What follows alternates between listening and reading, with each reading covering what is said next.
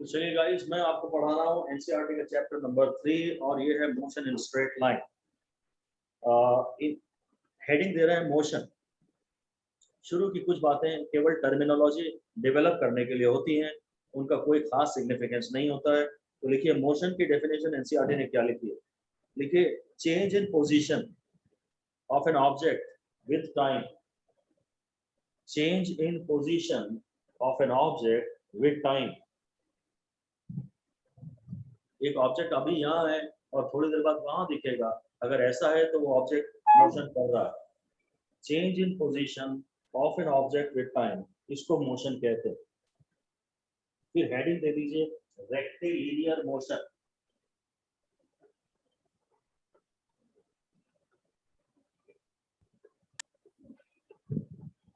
Rectilinear motion, इसमें linear motion आ ही रहा है वर्ड, और लीनियर मतलब स्ट्रेट लाइन। तो बस इसका यही तात्पर्य है, motion in a straight line.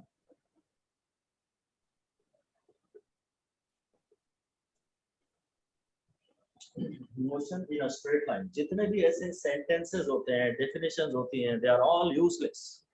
You know that pretty well. काम की चीजें केवल मैथमेटिकली होती हैं और कहीं कहीं थोड़ी बहुत कॉन्सेप्चुअल बातें भी काम की होती हैं। डेफिनेशंस और डेरिवेशंस तो मोस्टली यूजलेस ही होते हैं। फिर एक हेडिंग दे दीजिए point object.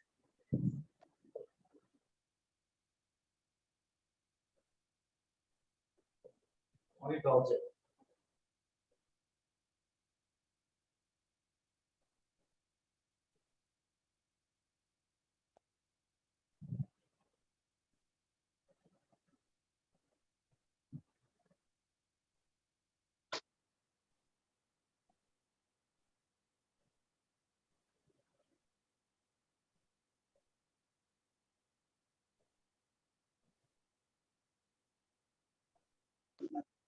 Size of object अगर नेग्लिजिबल हो as compare to the distance covered by the object, तो ऐसे ऑब्जेक्ट को हम पॉइंट ऑब्जेक्ट कहते हैं। सर बिल्कुल नीचे का नहीं दिख रहा थोड़ा सा। पॉइंट ऑब्जेक्ट यानी साइज ऑफ ऑब्जेक्ट अगर नेग्लिजिबल हो as compared to the distance travelled by it, as compared to the distance traveled by it.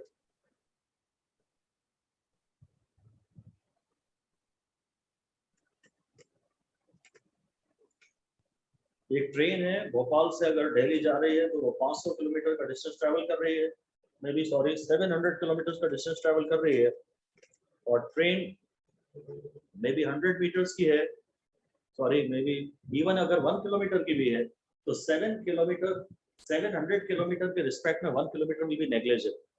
इसीलिए तो जब आप ट्रेन की लाइव लोकेशन देखते हैं तो आपको एक डॉट के रूप में दिखाई जाती है, पॉइंट ऑब्जेक्ट है। अगर आप ट्रेन को प्लेटफॉर्म पे खड़े होकर देखेंगे तो ट्रेन पॉइंट ऑब्जेक्ट नहीं है, पर अगर स्पेस में से देखेंगे ट्रेन को तो वो एक पॉइंट ऑब्जेक्ट जैसा ही दिखेगा। तो डिस्टेंस उसने ट्रेवल किया है वो है 700 किलोमीटर और ट्रेन की लेंथ है भी 500 metres. So that distance size of the train is negligible as compared to the distance traveled by it, so it will be treated as a point object. पर इनमें से कोई भी बात ऐसी नहीं है जो आप दोबारा पढ़ें। ये सारी बातें वो हैं जो बस आपने सुनी हुई होनी चाहिए, जिनको पढ़ करके आपको एकदम अजीब सा फील ना आए कर यार ये क्या चीज है तो हमने कभी सुना ही नहीं। तो सिर्फ सुना हुआ होना चाहिए, बस उतना काफी है। इन डेफिनेशंस का कोई सिग्निफिकेंस नहीं है। फिर हम हेडिंग दे रहे हैं काइनेमेटिक्स। अब ये भी पता तो होना चाहिए, पर कोई एप्लीकेशन ओरिएंटेड बात थोड़ी ना है इसकी डेफिनेशन। काइनेमेटिक्स का मतलब है कि हम मोशन पढ़ते हैं, लिख दीजिए we don't go into cause of motion। cause of motion में cause of motion की बात नहीं करते हैं तो ये काइनेमेटिक्स कहलाता है। भाई मोशन क्रिएट होता है अल्टीमेटली किसी ना किसी फोर्स के द्वारा। जब आप फोर्स की बात ना करें और सीधे मोशन की बात करें तो काइनेमेटिक्स का सवाल है। और अगर आप कॉज ऑफ मोशन की भी बात करें तो ये मैकेनिक्स का सवाल है। लिख लीजिए, मैकेनिक्स हेडिंग दे दी, मैकेनिक्स, और उसमें लिख दीजिए कि when we study cause of motion as well. तो काइनेमेटिक्स क्या होता है और मैकेनिक्स क्या होता है, ये शायद एज अ फिजिक्स स्टूडेंट जानना अच्छी बात है, पर ये एग्जाम ओरिएंटेड नहीं है, ये एप्लीकेशन ओरिएंटेड नहीं है। मैं तो इस पे क्रॉस लगवाना चाहूंगा। कोई आपसे वाइवा में कहेगा काइनेमेटिक्स क्या है और आप नहीं बता पाओगे तो कहेगा क्या आदमी में यार पूरी फिजिक्स पढ़ ली और काइनेमेटिक्स किसे कहते हैं यही नहीं पता। पर ये किसी कॉम्पिटिटिव एग्जाम में कभी थोड़ी आएगा कि काइनेमेटिक्स की definition this is an example of kinematics या मैकेनिक्स, ऐसा क्वेश्चन कभी नहीं आएगा। वही आपको समझना जरूरी है कि आप एग्जाम के लिए पढ़ रहे हैं और एग्जाम में मार्क्स लाने के लिए पढ़ रहे हैं, नॉलेज के लिए नहीं पढ़ रहे हैं। अब यहाँ फिर भी थोड़ी काम की बातें शुरू हो रही हैं, अब तक तो सारा कचरा था, अब फिर भी काम की बात शुरू हो रही है। हेडिंग दे दीजिए पोजीशन।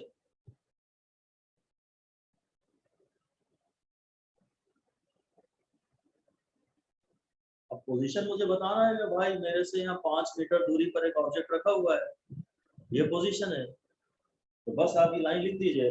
स्टार मैंने इस पे भी नहीं लगवाया, एक भी स्टार नहीं लगवाया, आप देखिए, लिख दीजिए to specify a position. To specify a position, we need to use a reference point and a set of axes. A reference point and a set of axes, AXES, axis AXIS का plural.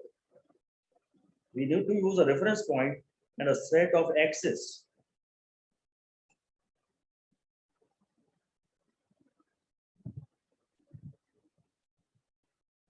Better लिख दीजिए, आगे लिख दीजिए कि it is to specify a position. To specify a position, we should specify, yeah, we should attach a frame of reference, to every numerical. We should attach a frame of reference every numerical. भाई पहले आप origin तो define करोगे ना, आपको ये point है तो आपको बताना पड़ेगा भाई ये मेरा ओरिजिन है और ये मेरा एक्स एक्सिस है और ये वाई एक्सिस है। फिर मैं बताऊंगा कि तुम यहाँ इतना इधर चलना और फिर ऐसे इधर चलना तो यहाँ पहुंचोगे। पोजीशन स्पेसिफाई करने के लिए आपको ये बताना पड़ेगा कि आप किसे ओरिजिन मान रहे हैं। ओरिजिन भी कई बार आपकी चॉइस पे होता है, मतलब ऑप्शंस की चॉइस पे होता है।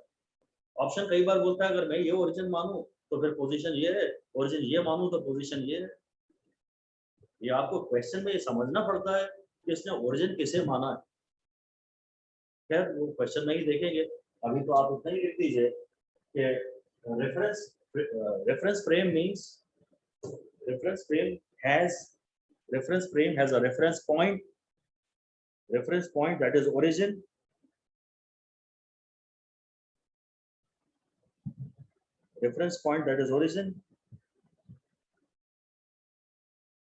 मतलब नंबर 1 कर दीजिए reference point origin. Number 2 X Y Z axis, हमें X Y Z axis define करने चाहिए। एक तो बताना पड़ेगा कि ओरिजिन क्या है, फिर बताना पड़ेगा कि आप एक्स वाई और जेड एक्सिस किसे ले रहे हैं।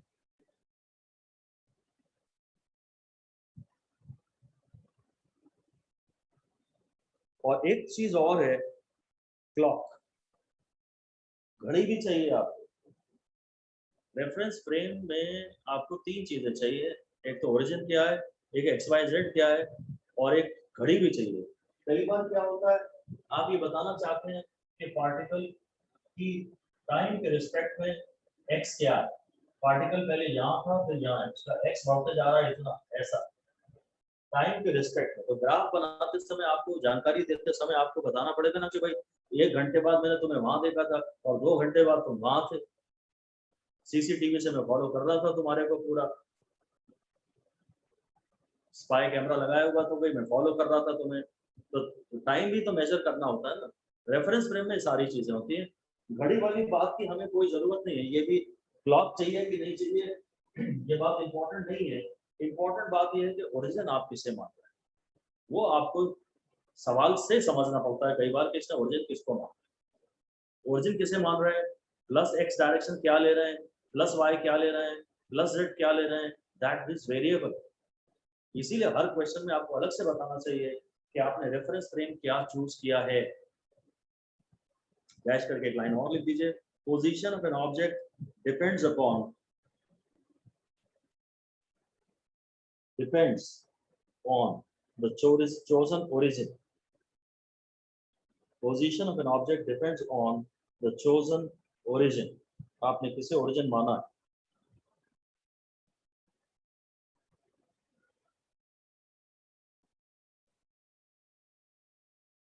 खैर ये थी पोजीशन। पोजीशन बताने के लिए हमें X Y Z axes define करना चाहिए, और फिर अगर ये ओरिजिन है और ये पार्टिकल पी है और इसके कोऑर्डिनेट्स 2, 3 है, तो मैं बस ऐसे बोलता हूँ कि यहाँ 2 जाना और यहाँ 3 जाना, ओरिजिन से 2 इधर जाना और 3 यहाँ जाना, तो तुम पार्टिकल तक पहुंच जाओगे, तुमको उसकी पोजीशन मिल जाएगी। इस तरह से कुछ एक्स वाई जेड, ये एक्स वाई हुआ, ऐसा लिख दीजिए। खैर ये लाइन लिख दीजिए कि position of a particle is expressed in terms of position of a particle is expressed mathematically। हम तो चीजों को मैथमेटाइज करने में इंटरेस्टेड है, थियरी से हमारे को कोई लेना देना ही नहीं है। हम हर चीज को मैथमेटाइज करने के बाद उसका फॉर्मूला बना लेंगे, उसकी मैथमेटिक्स बना लेंगे, अब सारी प्रॉब्लम ही खत्म हो जाएगी। थ्योरी से कहाँ तक बात करते रहेंगे, मैथमेटिकल लैंग्वेज बड़ी आसान है, और आपको कोई हाई फाई मैथमेटिक्स तो करनी नहीं है। अगर 2+2 आपको आता है, थोड़ा मल्टीप्लिकेशन, थोड़ा डिविजन, थोड़ा एडिशन, थोड़ा सब्सट्रैक्शन आपको आता है, तो बाकी सब तो आपको सब नए सिरे से पढ़ाया जा रहा है। तो हर चीज को मैथमेटाइज अगर कर लें तो चीजें बड़ी आसान हो जाती हैं, और तभी फिजिक्स स्कोरिंग होती है। अगर आप मैथमेटिक्स से डरते रहोगे तो फिजिक्स में आपका स्कोर आने वाला ही नहीं है, और वरना इतना क्वांटम जंप आएगा फिजिक्स में आपका। आप मैथमेटिक्स से डरिए मत, उसको फेस करिए, ज्यादा से ज्यादा मैथमेटिकल पार्ट करिए, थ्योरी के क्वेश्चन अभी कम करिए, मैथमेटिकल क्वेश्चन ज्यादा करिए। तो भाई position of a particle is expressed by X Y Z coordinates. X Y Z coordinates, particle की पोजीशन आप एक्स वाई जेड कोऑर्डिनेट्स की मदद से स्पेसिफाई करते हैं। बस इसमें कुछ भी ऐसा नहीं है जिसको कि आप स्टार दे सकें। एक आध बार पढ़ना हो तो पढ़ लीजिए, नहीं तो नहीं भी पढ़ेंगे तो चले। फ्रेम ऑफ रेफरेंस वगैरह नाम ऐसे बड़े बड़े हैं तो सुन के हम घबरा जाते हैं। कोई क्वेश्चन में यूज कर दे वर्ड फ्रेम ऑफ रेफरेंस तो आगे पढ़ने में हमारा दिमाग ही नहीं लगता। तो ये सिर्फ टर्मिनोलॉजी जानना है आपको, तो ये काम साथ आपका देगी मैथमेटिक्स। ये टर्मिनोलॉजी नहीं पढ़ी होगी तो बस आपको इससे डर लगेगा, इसलिए हम ये टर्म्स भी पढ़ रहे हैं, और जो नंबर देगा वो सिर्फ मैथमेटिक्स देगा, इस बात को समझ लीजिए। पोजीशन हमने आपको पढ़ा दिया है, एक लाइन और लिख दीजिए, if one or more coordinates of an object change with time, if one or more coordinates of an object change with time, मतलब x चेंज हो रहा है, y चेंज हो रहा है और उसका z भी चेंज हो रहा है, then we say that the object is in motion। when one or more coordinates of an object change with time, तो हम कह रहे हैं कि ऑब्जेक्ट मोशन में है।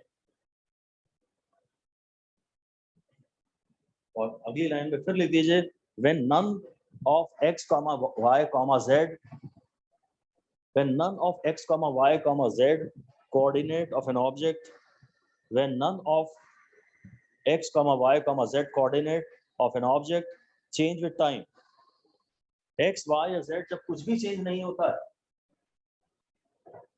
when none of x, y, z of an object change with time, ना तो x चेंज हो रहा है, ना y चेंज हो रहा है, ना z चेंज हो रहा है, टाइम के रिस्पेक्ट में जब कुछ भी चेंज नहीं हो रहा है, तो हम इसको बोलते हैं कि ऑब्जेक्ट इज एट रेस्ट।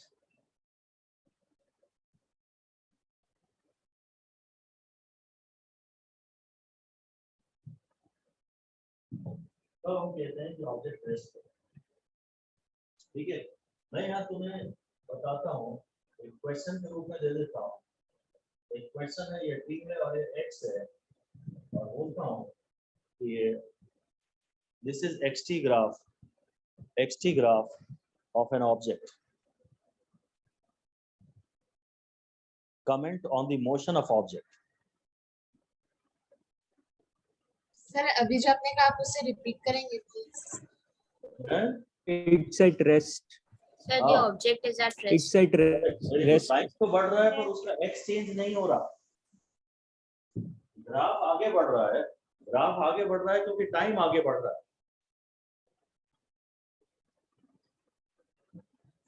पर इतने बजे भी ऑब्जेक्ट यहाँ था, इतने बजे भी ऑब्जेक्ट नहीं था और इतने बजे भी ऑब्जेक्ट यहाँ था। एक्स बढ़ता तो ग्राफ ऐसा आता। अब उसका एक्स कितना है, फिर थोड़ा एक्स ज्यादा है, फिर थोड़ा एक्स और ज्यादा है। इस समय उसका पोजीशन चेंज ही नहीं हो रही। जो भी हमारा ओरिजिन है उससे ऑब्जेक्ट फिक्स डिस्टेंस पे पड़ा हुआ है। अभी देखो चाहे 5 मिनट बाद देखो, ये ग्राफ के बढ़ने से हमें लगता है कि यार ग्राफ चल रहा है तो ऑब्जेक्ट भी चल रहा है। ये तो टाइम की वजह से ग्राफ आगे चल रहा है। एक्स तो इसका कांस्टेंट ही बना हुआ है। हाँ, ऑब्जेक्ट रेस्ट पर है। आप एक हेडिंग दे दीजिए तेजी से जरा। मैं इसे M1D कहता हूँ, motion in 1D in x direction. ये xt ग्राफ, M1D इन y डायरेक्शन, ये yt graph, M1D in motion in 1 dimension. Motion in straight line को डायमेंशन मतलब डायरेक्शन,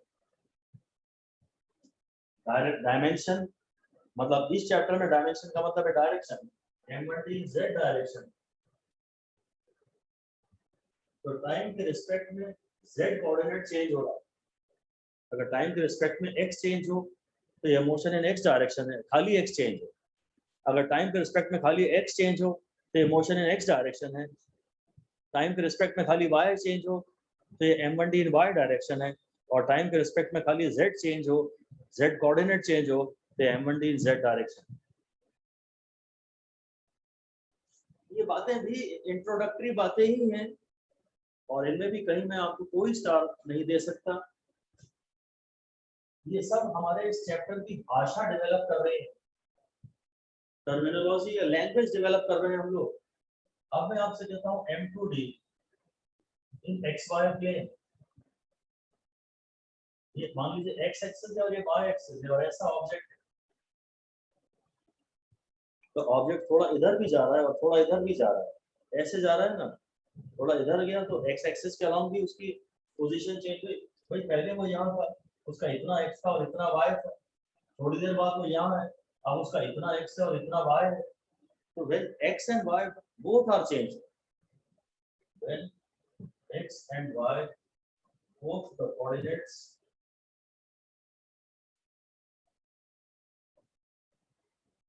change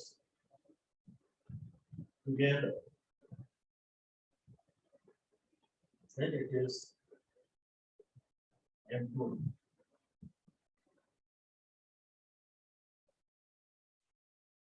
और ये x और ये y है तो ये xy प्लेन हो गया, दोनों एक साथ चेंज हो रहे हैं तो ये M2D हो गया।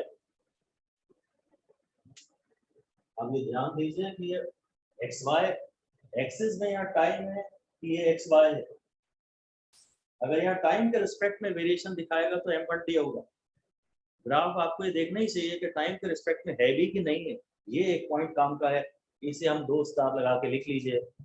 2 स्टार लगा के लिख लीजिए कि when graphs are given, see that one of the axis is time or not. Mechanics में या मोशन के चैप्टर में, काइनेमेटिक्स के चैप्टर में जब आपको ग्राफ दिए जाते हैं तो आपके उनके एक्सेस उनके देखने चाहिए कि ये टाइम वाला है कि नहीं। अगर विद रिस्पेक्ट टू टाइम है तो ये M1D है, और आपस में है x डायरेक्शन और y डायरेक्शन में वेरिएशन दिखाया है कि जब x चेंज इतने से हो रहा है तो y कितने से चेंज हो रहा है, तो फिर ये M2D XY plane, M2D XY plane है। ऐसे ही M2D में और भी दिखा सकता हूँ, मेरी YZ प्लेन वगैरह, YZ प्लेन ये y हो जाएगा या z हो जाएगा, ऐसा कुछ भी हो जाएगा ये, या M2D इन ZX प्लेन, ZX प्लेन, अब वो कुछ ऐसा बना कर सकता है। ये सब M2D प्लेन में है।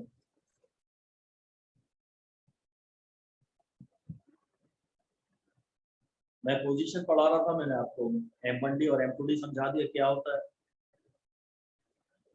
एक्चुअली ये जो हमारा लेफ्ट हैंड है ना, लेफ्ट हैंड में ये x एक्सिस होता है प्लस x एक्सिस, ये y एक्सिस और ये z है। नॉर्मली हम x y z से हमारा यही मतलब होता है। इसलिए दीजिए normally we follow the left hand system. Normally we follow the left hand system for defining x y z axis. Left handed system follow करते हैं हम लोग, लेफ्ट हैंडेड सिस्टम फॉलो करते हैं। तो ये जो है ये x एक्सिस है, ये y एक्सिस है, ये z एक्सिस है। अब ये एक्स वाई प्लेन है, ये जो आपकी कॉपी का प्लेन है ना, वो एक्स वाई प्लेन है। ये वाली जो आपके लेफ्ट हैंड पे जो वॉल है ना, जो खड़ी हुई है, आप जहां भी बैठे हैं, आप फ्लोर को जब देख रहे हैं तो वो एक्स वाई प्लेन है, और आपके लेफ्ट में जो दीवार है वो ये वाई और जेड से मिलके वाई जेड प्लेन बनी है। और ये एक्स जेड की बात करूं तो मे बी आपके पीछे जो दीवार है वो एक्स और जेड से मिलके बनी है।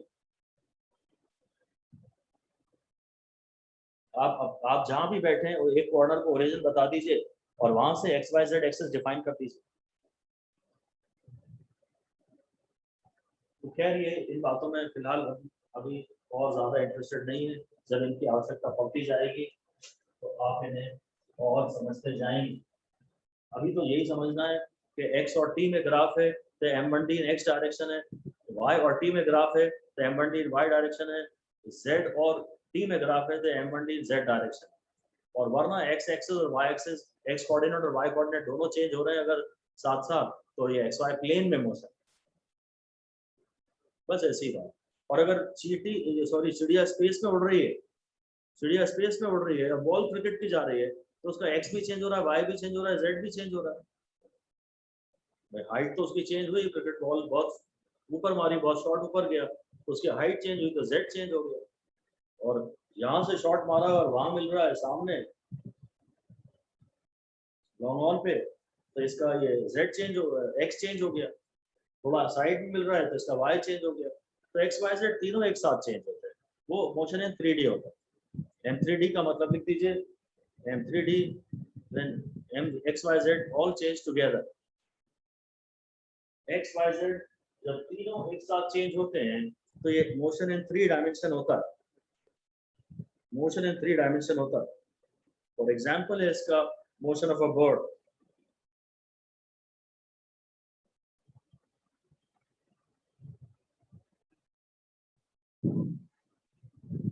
तो ये एक डेफिनेशन हमने आपको कुछ कुछ दे दी। इसके बाद मैं आपको पढ़ा रहा हूँ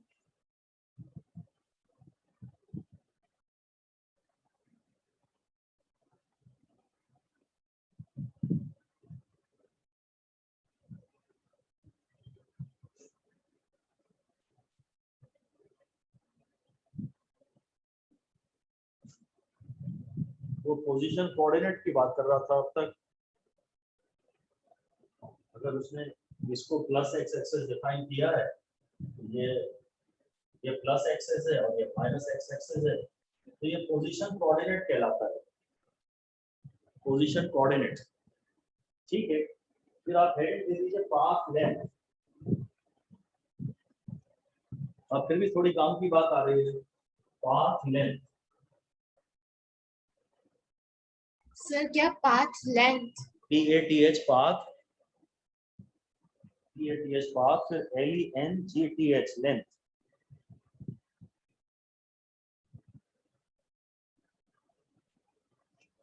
पाथ लेंथ। तो भाई अगर आपने कार ऐसे चलाई है अपनी बॉडी, यहाँ से स्टार्ट किया, आपका QNME और ये P है, तो ये अपने पाथ लेंथ का मतलब लिख दीजिए length of the actual path followed, length of the actual path followed. Actual को आप हाईलाइट कर सकते हो, length of the actual path followed.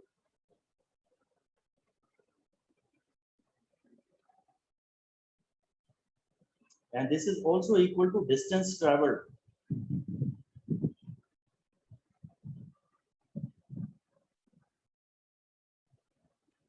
Distance traveled, path length, जो भी आपने रास्ता फॉलो किया है, अगर आप ऐसे ऐसे ऐसे जा रहे हैं, कभी आपकी मर्जी है, तो बस इस पूरे को गिनेंगे, इसको पूरे को गिनेंगे किसी न किसी तरह से। जो एक्चुअल पाथ आपने फॉलो किया है, उसकी जो लेंथ है, ऑब्वियसली उसी को तो पाथ लेंथ कहेंगे, वही पाथ लेंथ। और एक लाइन डैश करके लिख दीजिए, पाथ लेंथ और डिस्टेंस, पाथ लेंथ हो या डिस्टेंस हो एक ही बात है। पाथ लेंथ और distance is a scalar quantity, इसको एक स्टार दे दीजिए। एज ऑफ नाउ स्केलर क्या होता है शायद हम जानते नहीं है, या हमको डायरेक्शन नहीं बतानी पड़ेगी। Scalar quantities do not have a direction. Scalar quantities में डायरेक्शन नहीं होती। अब इसमें कोई डायरेक्शन नहीं है, आपको बस पूरा ये गिनना पड़ेगा, बस इस पूरे को गिनना पड़ेगा पाथ लेंथ बताने के लिए। डायरेक्शन वो भी तो बताने की आवश्यकता नहीं है। ऐसी क्वांटिटीज में जिनमें हमें डायरेक्शन बताने की आवश्यकता नहीं पड़ती, उन्हें हम स्केलर क्वांटिटीज कहते हैं। तो path length is equal to distance, चलो इसको आप हाईलाइट कर लीजिए, ये आप अपने शॉर्ट नोट्स में लिख सकते हैं कि path length is equal to distance, और यहाँ इस बात पे 3 स्टार दे दीजिए। जो पाथ लेंथ है वो डिस्टेंस है।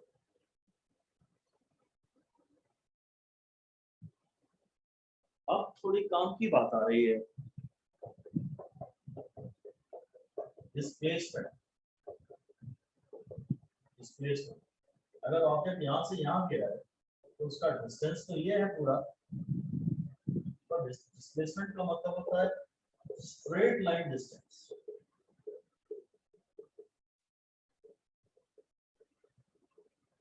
Straight line distance between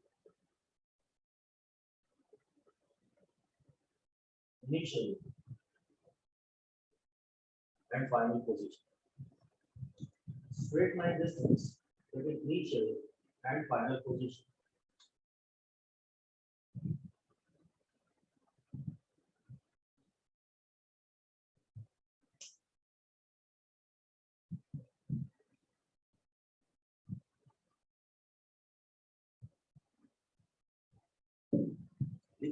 We are not bothered about the intermediate positions. बीच में पार्टिकल यहाँ का कि यहाँ का कि यहाँ का, here we are not concerned about the intermediate positions.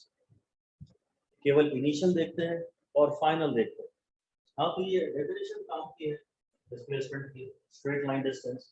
इस डेफिनेशन पे आप 3 स्टार दे दीजिए। Sir, it is also called na shortest distance traveled. हाँ, तो आप शॉर्टेस्ट डिस्टेंस भी कह सकते हैं, वो भी लिख दीजिए, शॉर्टेस्ट डिस्टेंस। सर इंटरमीडिएट के बाद क्या बोला था आपने? It is we are not concerned about the intermediate positions. Here we are not concerned about the intermediate positions. Particle बीच में यहाँ था, तो यहाँ था, यहाँ था, कोई मतलब नहीं है। सर इनिशियली बता दो कहाँ था और फाइनली बता दो कहाँ था। ये डेफिनेशन इसलिए काम की है क्योंकि ये डेफिनेशन आपको न्यूमेरिकल में काम आए। सिर्फ काम की वही चीज है जो न्यूमेरिकल में काम, बाकी कॉन्सेप्चुअली कोई बात करें या डेफिनेशंस की बात करें, मेरे हिसाब से तो सब बेकार है। Even I go to the extent of saying, which is of course a very challengeable statement, कि कॉन्सेप्ट्स की भी जरूरत नहीं है मेरे हिसाब से। ये मेरा अपना सोच है, it is debatable. You agree it's fine, नहीं तो थोड़ा समय ज्यादा लगाओगे आप समझते वक्त, तो ठीक है कॉन्सेप्ट चाहिए, पर अप्लाई करते समय तो ज्यादा कॉन्सेप्ट नहीं, एप्लीकेशन ओरिएंटेड स्टेटमेंट कुछ होते हैं वही काम आने चाहिए, कभी कभी वो कॉन्सेप्ट भी होते हैं। इस समय तो डेफिनेशन जो है शायद वही काम आएगी आपकी, डिस्प्लेसमेंट निकालने के लिए आपकी डेफिनेशन ही काम आएगी, आप इसे कॉन्सेप्ट भी कह सकते हो। पर मैं केवल उन चीजों को हाईलाइट करूंगा जो एग्जाम, जो क्वेश्चन ओरिएंटेड होगी, जो क्वेश्चंस में तुम्हें बोलनी पड़ेगी क्वेश्चन सॉल्व करने के पहले। ये डिस्प्लेसमेंट की जो डेफिनेशन है, स्ट्रेट लाइन डिस्टेंस या शॉर्टेस्ट डिस्टेंस, ये आपको कोई भी क्वेश्चन सॉल्व करने के पहले बोलनी पड़ेगी। ऐसी लाइनें मेरे लिए काम की। और मैं केवल इन्हीं पे हाईलाइट करूँगा, केवल इन्हीं पे हाईलाइट करूँगा। थियरी मतलब एग्जाम में जो चीजें काम आती है वो है या तो फॉर्मूला या फैक्ट, या फाइनल फॉर्मूला या फाइनल कंक्लूजन। एक्सप्लेनेशन काम नहीं आती है, जरूरी होती है एक्सप्लेनेशन, पर वहाँ ज्यादा टाइम मत दीजिए ना, बस इतना कह रहा हूँ, ज्यादा टाइम मत दीजिए एक्सप्लेनेशन में। हम एक्सप्लेनेशन में ही पड़े रहते हैं ताकि हम न्यूमेरिकल वाले पार्ट से बचे रहें, दूर बचे रहें उससे, टाइम बाय करते जाते हैं। एस्केपिज्म का तरीका है एक्सप्लेनेशन पढ़ते रहना, डेफिनेशंस पढ़ते रहना, थ्योरी पढ़ते रहना, और face to face, eye to eye घूर के नहीं देखोगे, न्यूमेरिकल को फेस नहीं करोगे तो फिजिक्स से हमेशा जिंदगी भर डरते ही रहोगे। वरना इससे ज्यादा प्यारा कोई सब्जेक्ट नहीं, इससे ज्यादा सिंपल और इससे ज्यादा आसान, क्योंकि इसमें आपको बहुत ही छोटी मैथमेटिकल एप्लीकेशंस की जरूरत पड़ती है। वेरी लिटिल मैथमेटिक्स चाहिए फिजिक्स के लिए, और कॉन्सेप्ट वाली बातें तो हम साइड में कर ही देते हैं। कुछ न्यूमेरिकल आपसे बनने चाहिए, तो वही लाइनें काम की हैं जो न्यूमेरिकल में काम आए। तो डेफिनेशन डिस्प्लेसमेंट की हमारे काम की है। इसके बारे में जब ये बातें कर रहा है तो इसने कुछ कुछ चीजें डरावनी कर दी हैं, चलिए हम कर लेते हैं, हम भी ये कर लेते हैं।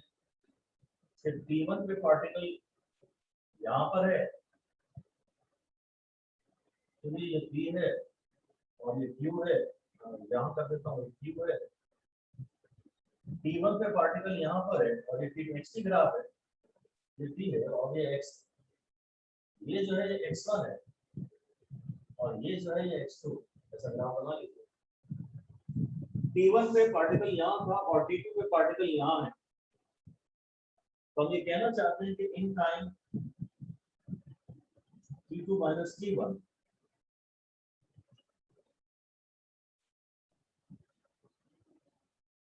the displacement along x-axis,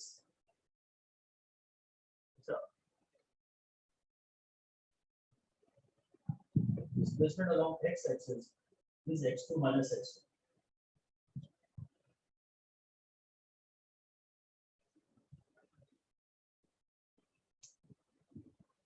अभी मैं x एक्सिस के अलाउंग डिस्प्लेसमेंट देख रहा हूँ, ये शॉर्टेस्ट डिस्टेंस की बात नहीं करता। हाँ, मुझे ये शॉर्टेस्ट डिस्टेंस की ही बात करनी चाहिए कायदे से, और ये xt ग्राफ है। अभी मैं केवल ये बताना चाहता हूँ कि भाई मैं कभी कभी आपसे डेल्टा t की बात करूंगा तो जो t2 माइनस t1 होगा, और कभी कभी डेल्टा x की बात करूंगा जो कि x2 माइनस x1 होगा। डेल्टा t मतलब टाइम में चेंज, तो टाइम पहले t1 था, बाद में t2 है, और डेल्टा x मतलब x में चेंज, x पहले x1 था और बाद में x2 था। तो डेल्टा t और डेल्टा x को पढ़ने की आपकी आदत हो जाए, बस इतना सा फिलहाल मेरी कोशिश है। आप इसको डिटेल में मत जाइए कि मेरे को डिस्प्लेसमेंट ये लेना है कि डिस्प्लेसमेंट ये लेना है, उसकी आपको कभी दिक्कत नहीं आएगी। आप डेल्टा t और डेल्टा x की आदत डाल लें, बस इतना ही बात फिलहाल आपके काम की है। और डेल्टा ट्रायंगल से जो हम डेल्टा बनाते हैं, उस डेल्टा का मतलब होता है चेंज, उस डेल्टा का मतलब होता है चेंज। बाकी आगे लिख दीजिए एक लाइन कि displacement has both magnitude and a definite direction. Displacement magnitude भी होता ही है और एक डायरेक्शन भी होती है, and therefore displacement is a vector quantity. Displacement magnitude भी होता है, इसमें डायरेक्शन भी होती है, इसलिए एक वेक्टर क्वांटिटी। स्केलर और वेक्टर के बारे में हम अगले चैप्टर में पढ़ेंगे।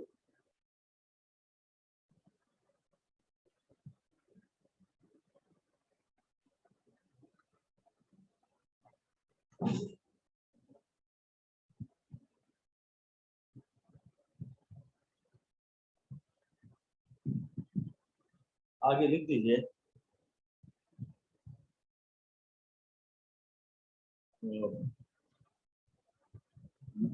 क्वेश्चन के रूप में लिख दीजिए कि compare distance and displacement. Compare distance and displacement.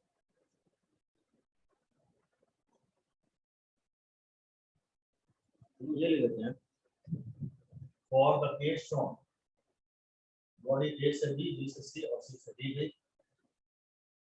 ये भी 5 मीटर है, ये भी 5 मीटर है और ये भी 5 मीटर है। बॉडी ए से स्टार्ट किया है और डी पर पहुंची है, इसका डिस्टेंस और डिस्प्लेसमेंट कंपेयर करिए। So distance is 50 Displacement meter and is 5 displacement is 5 and meters. the Distance is 15.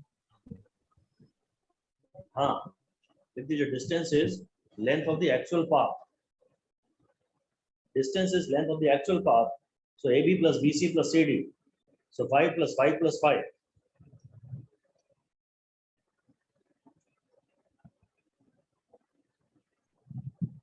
Distance is 15 meter.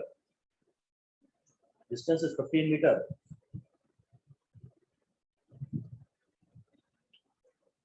और displacement है shortest distance between A and D.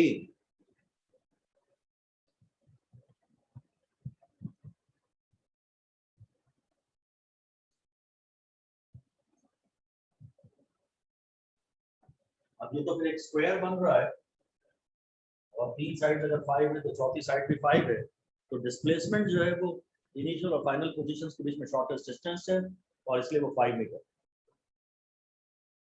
हमें फैसला ये करना है कि भाई हम तो ये देखना है कि बात में डिस्प्लेसमेंट है वो तो काफी कम है, displacement is less than distance, ऐसे लिख देते हैं मोस्टली डिस्प्लेसमेंट जो है वो डिस्टेंस से कम ही है, ज्यादातर डिस्प्लेसमेंट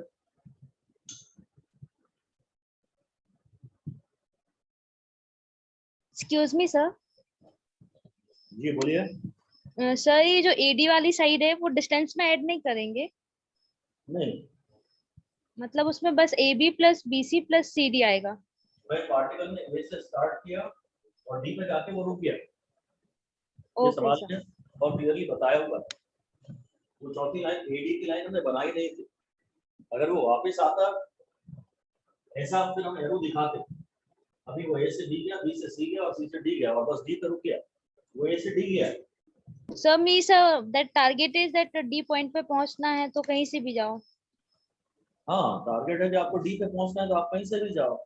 ओके सर। और अभी तो उसने हमारी मर्जी पे छोड़ा ही नहीं है, उसने कहा ये पाथ हमने फॉलो किया है, इस पाथ का डिस्टेंस 15 मीटर है, हाँ इस पाथ का ए से डी का डिस्प्लेसमेंट हमेशा 5 मीटर रहेगा। That means distance actual path होता है और displacement shortest route.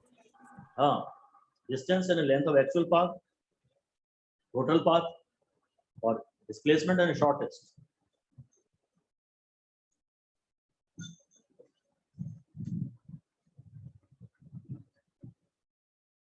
अब कभी कभी ये हो सकता है कि पार्टिकल ये इसके कोऑर्डिनेट्स 2,3 है और इसके कोऑर्डिनेट्स 3,5 है, तो ये तो शायद ज्यादा हो जाएगा। चलिए अब लिख लिया तो लिख लिया, ये एक्स वाई ग्राफ है, ये इनिशियल पोजीशन है, ये फाइनल पोजीशन है। पार्टिकल आई से एफ गया है along a straight line path, particle I से एफ गया है along a straight line path. अब मैंने टाइम के रिस्पेक्ट में नहीं बताया, प्लेन पे पार्टिकल पहले यहाँ था, ये उसके एक्स वाई कोऑर्डिनेट थे और फाइनली यहाँ है, पर मेन बात है कि सवाल ने खुद ही कहा है कि स्ट्रेट लाइन पाथ बता। अब मैं कुछ कैलकुलेट करने को नहीं कह रहा, मैं कह रहा हूँ बताइए डिस्टेंस और डिस्प्लेसमेंट में कौन बड़ा है कौन छोटा। अगर मैं कहूँ कि डिस्प्लेसमेंट निकालो, सर यहाँ दोनों सेम है। यस सर, दोनों सेम है। Yes sir. सवाल दिखने में खतरनाक है,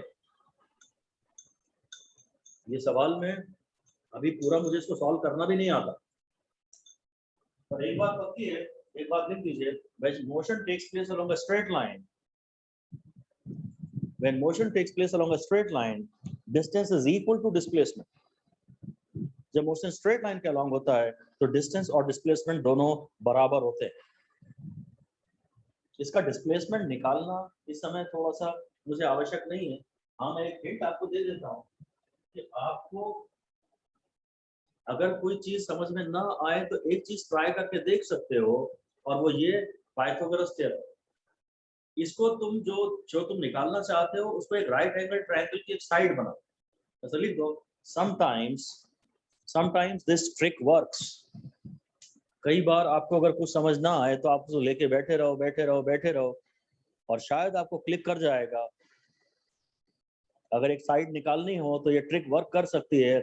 make it one of the sides of a right angle triangle. Make the unknown length one of the sides of a right angle triangle. इस लाइन पे मैं 5 स्टार देना चाहूंगा।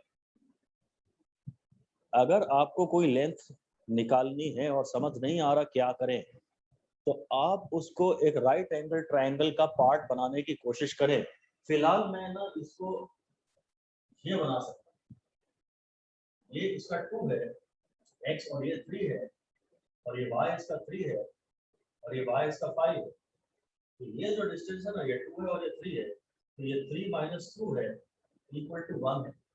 और ये जो डिस्टेंस है ना, ये पूरा 5 है, ये पूरा 5 है और ये पूरा 3 है, तो ये 5 - 3 है इक्वल टू 2 है। अब भाई अगर ये साइड 1 है और ये साइड 2 है, तो तुम ये जो निकालना है तुम्हें IF, वो तो √2² + 1² से निकाल ही पाओगे ना। ये साइड मैंने निकाला, ये पूरा 3 है और ये 2 है, क्योंकि ये 2 का इधर x2 है और इधर x3 है।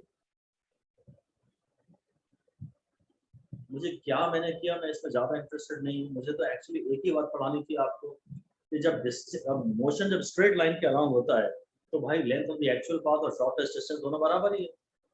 हाँ, मैंने एक एडिशनली बात बताई जो कि बहुत काम आएगी आपके। अगर आप कहीं भी अटक जाएं तो एक ही मंत्र है आपका, आंख बंद करिए और पाइथागोरस भगवान को याद करिए। कोशिश करिए कि राइट एंगल ट्रायंगल की एक साइड हो जाए। फिलहाल तो ये हाइपोटेन्यूज ही है, तो ये स्क्वायर प्लस ये स्क्वायर का रूट मैं IF निकाल सकता हूँ। अभी मेरा वो प्रश्न नहीं था, अभी तो मैं केवल ये बताना चाहता था कि कभी कभी डिस्टेंस और डिस्प्लेसमेंट बराबर भी होते हैं। तो एक फाइनल फैसला फिर से 3 स्टार वाला कि in general displacement is less than or equal to distance। ये एक और फैसला है भाई। डिस्प्लेसमेंट वैसे तो कम ही होता है और कभी कभी वो बराबर भी हो सकता है, बस इतना ही करना है।